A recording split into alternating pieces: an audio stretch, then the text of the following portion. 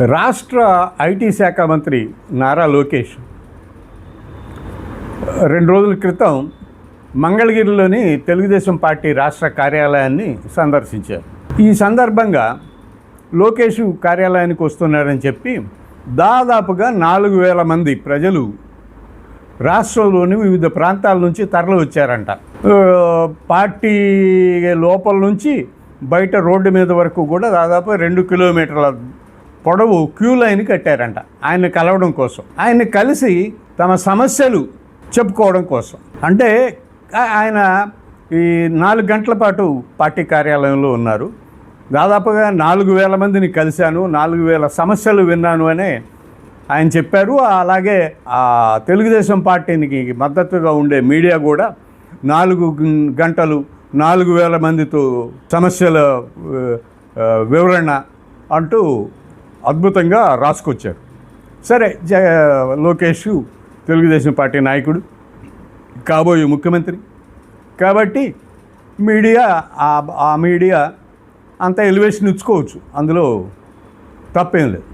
అయితే ఇక్కడ 2 ప్రశ్నలు వస్తున్నాయి. ఒకటి ఏంటంటే, ఉన్న 4 గంటల సేపు 4,000 మందిని ఒక్కొక్కళ్ళని విడివిడిగా ఎలా కలవడం సాధ్యమైంది?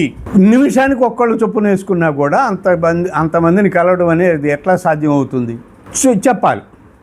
ఇక రెండోది ప్రశ్న ఏంటంటే, అంతమంది ప్రజలు రాష్ట్ర పార్టీ కార్యాలయానికి వచ్చి మంత్రిని కలిశారు అంటే గ్రామ స్థాయిలో వాళ్ళ పనులు జరగడం లేదు, వాళ్ళ సమస్యలకు పరిష్కారం దొరకడం లేదు. అధికార యంత్రాంగం కానీ, పార్టీ నాయకులు కానీ, అధికార పార్టీ నాయకులు కానీ, ఎన్నికైన ఎమ్మెల్యేలు కానీ ప్రజల సమస్యలను పట్టించుకోవడం లేదు. అందువల్ల ఇక్కడి వరకు పరిగెత్తుకుంటూ వచ్చారు, మంగళగిరి వరకు వచ్చారు, రాష్ట్ర వ్యాప్తంగా పలు జిల్లాల నుంచి. అంతే కదా. అధికార యంత్రాంగం కానీ, గెలిచిన ఎమ్మెల్యేలు కానీ, లేకపోతే సర్పంచులు కానీ, మండలాధ్యక్షులు కానీ, జిల్లా పరిషత్ చైర్మన్లు కానీ, వీళ్ళు సమస్యలను అక్కడికక్కడే పరిష్కరిస్తే ఇంత దూరం వచ్చేవాళ్ళు కాదు కదా. అంటే చంద్రబాబు నాయుడు ముఖ్యమంత్రి గతంలో చెప్పారు, ప్రజలకు జవాబుదారీగా ఉండాలి అధికారులు అని. అధికారులు ఒక్కళ్ళే కాదు, పార్టీ ఎమ్మెల్యేలు, ప్రజాప్రతినిధులు అందరూ కూడా ప్రజలకు జవాబుదారీగా ఉండాలని. సరే, అది ఆయన ఎప్పుడు చెప్తూనే ఉంటారు. అయితే ఉంటున్నారా మరి? ఇప్పుడు లేరు కదా, అర్థమైపోయింది కదా. 4,000 మంది ఒక్కసారి రాష్ట్రం నలుమూల నుంచి వచ్చి మంత్రి లోకేష్ని కలిశారు అంటే ఈ 4,000 మంది సమస్యలు గ్రామ స్థాయిలో పరిష్కారం అవ్వడం లేదు. సింపుల్. అంటే అధికార యంత్రాంగం పనిచేయడం లేదు, చంద్రబాబు చెప్పినట్టుగా పనిచేయడం లేదు.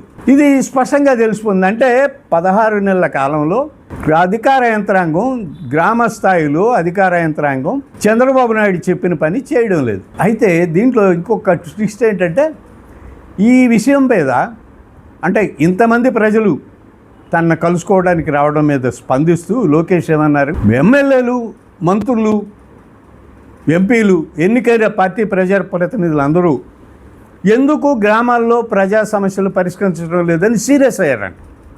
అని చాలా సీరియస్ అయిపోయారంట. అయ్యే బాబు, దాదాపుగా 1995 5 ఆగస్టులో సెప్టెంబర్లో ముఖ్యమంత్రి అయిన చంద్రబాబు నాయుడు అప్పటి నుంచి ఇప్పటి వరకు ఆయన అధికారంలో ఎప్పుడు ఉన్నా కూడా అధికారులపై చంద్రబాబు సీరియస్, పార్టీ నాయకులు, ఎమ్మెల్యేలపై చంద్రబాబు సీరియస్ అని ఆ మీడియా రాయడం మేము చూస్తూనే ఉన్నాం. దాదాపుగా జర్నలిస్ట్గా 37 సంవత్సరాలు పనిచేశాను నేను గమనించింది కూడా అదే. చంద్రబాబు నాయుడు చాలా సీరియస్ అయ్యారు అధికారుల యంత్రాంగంపై అని. ఎప్పుడు 95లో, 96లో సీరియస్ అయ్యారు, 97లో సీరియస్ అయ్యారు. ప్రతి ఏడాది ఆయన అధికార యంత్రాంగం పైన సీరియస్ అవుతూనే ఉంటారు, కానీ పనులు జరగటం లేదు.